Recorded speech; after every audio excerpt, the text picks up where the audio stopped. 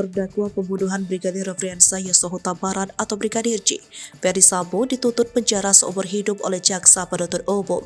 Ia terbukti melakukan tindakan melawan hukum yang mengakibatkan hilangnya nyawa orang lain, yakni melakukan pembunuhan berencana hingga melakukan upaya menutup-nutupi kasus dengan membuat skenario. Sebagai petinggi Polri, Ferdy Sambo juga berbelit-belit dalam menyampaikan kesaksian.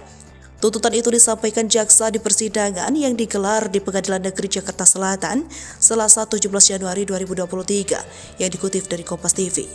Mendengar tuntutan tersebut, Ferdy Sambo terlihat diam, memperhatikan tanpa reaksi. Sebagaimana diketahui, beberapa pengakuan soal rekayasa kematian Brigadir J telah disampaikan Ferdy Sambo sebelumnya. Ferdy Sambo, mantan Kadif Propam Polri, mengetahui beberapa perbuatannya dalam kasus pembunuhan Brigadir Nofriansah Yosua Huta Barat alias Brigadir J yang terjadi Jumat 8 Juli 2022 lalu.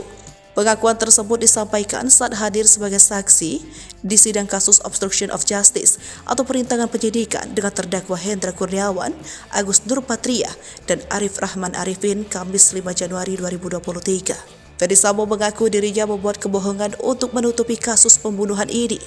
Ia mengaku telah berbohong soal adanya peristiwa tembak-menembak yang terjadi di rumahnya di Duren 3, Jakarta Selatan. Hingga pada akhirnya dia ditempatkan khususkan di Makobrimob. Kebohongan lain juga terungkap. Ferdy Sambo mengakui soal skenario pelecehan yang terjadi di Duren 3.